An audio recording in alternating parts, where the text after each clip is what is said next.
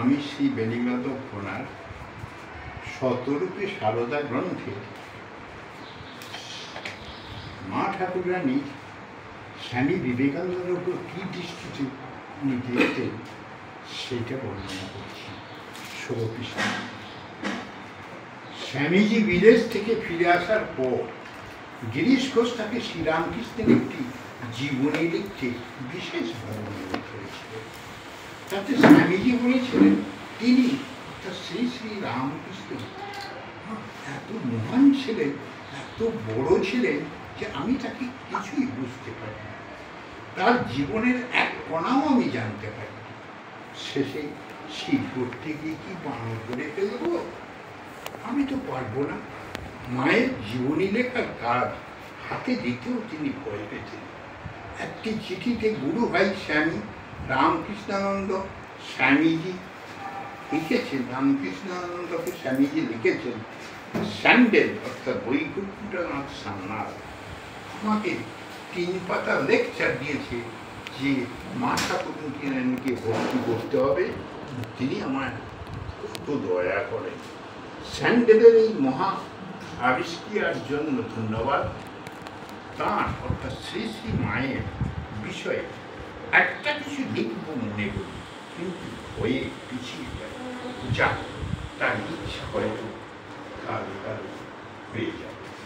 শ্রীরামকৃষ্ণ ও শ্রী মাকে স্বামীজি যে অভেদ জ্ঞান করতেন তার প্রমাণ পাওয়া যায় আমেরিকা যাত্রার প্রাক্কালে তাঁর শ্রী মায়ের আশীর্বাদ প্রার্থনা করার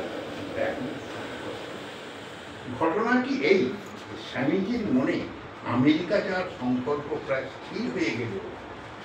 এই বিষয়ে সম্পূর্ণ সন্দেহমুক্ত হওয়ার জন্য তিনি ভাবলেন, আচ্ছা শ্রী শ্রী মহাপুর ঠাকুরের অংশ স্বরূপ তাকে একখানি পত্র লিখলে হয় না?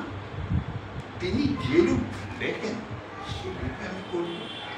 স্বামীজি তারপর শ্রী মায়ের নির্দেশে যে পত্র লিখলেন তাতে শ্রী মা স্বামীজিকে আশীর্বাদ করে পাশ্চাত্য দেশে গমনের অনুমতি। এটি পেয়ে স্বামীজি সকল দ্বিধার অবসান হল। তিনি বললেন, এতক্ষণে সব ঠিক, মার ইচ্ছা আমি যাব।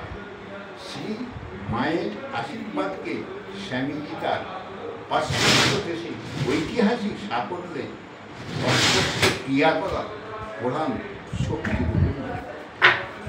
পাশ্চাত্য থেকে ফিরে আসার পর একদিন তিনি শ্রী মাকে বলেছিলেন, মা আমার আশীর্বাদ এই যুগে লাফিয়ে না গিয়ে তাকে তৈরি জাহাজে চড়ে যে মুলুকে গিয়েছি। আবার স্বামী শারদানন্দ বলেছেন তিনি ছোট মামি অর্থাৎ মায়ের কনিষ্ঠ বধূ মুখে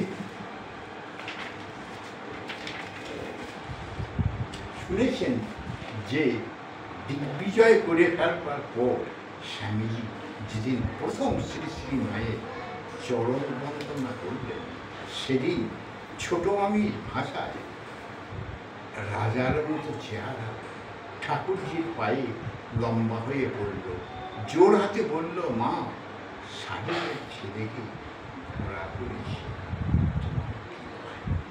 এই দর্শনের আর একটি প্রত্যক্ষদর্শীর বিবরণ পাই বন্ধু সেনের স্মৃতির কথা। তিনি লিখেছেন, মা তার ঘরের দরজায় সর্বাঙ্গ চাদর থেকে নীরবে দাঁড়িয়েছিলেন। স্বামীজি তার সামনে এসেই সোজা মাটিতে শুয়ে তাকে সাষ্টাঙ্গ প্রণাম করলেন, কিন্তু সাধারণ রীতি অনুযায়ী তার পাদস্পর্শ করলেন না। তারপর তিনি উঠে দাঁড়িয়ে উপস্থিত আমরা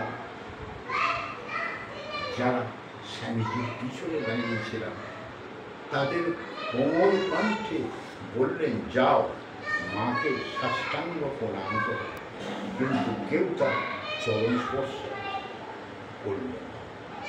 তার এতই করুণা, এতই কোমল তার প্রকৃতি, এতই তিনি স্নেহময়ী যে যখন কেউ তার পাদস্পর্শ করে তিনি তার সর্বগ্রাসী করুণা, সীমাহীন ভালোবাসা এবং সমবেদনা দ্বারা তৎক্ষণাৎ তার যাবতীয় দুঃখ কষ্ট নিজের মধ্যে আকর্ষণ করে।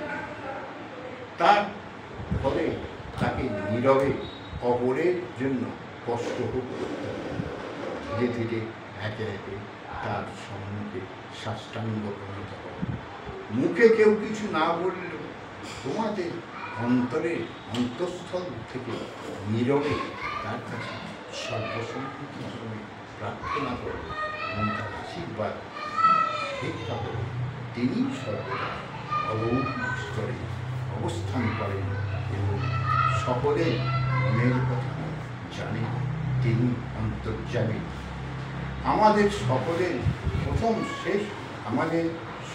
প্রণাম শেষ হলে গোলাম মা নীরবতা ভঙ্গ করে স্বামীজিকে অত্যন্ত স্নেহপূর্ণ স্বরে বললেন, মা জানতে চাইছেন দার্জিলিংয়ে আমার শরীর কেমন ছিল।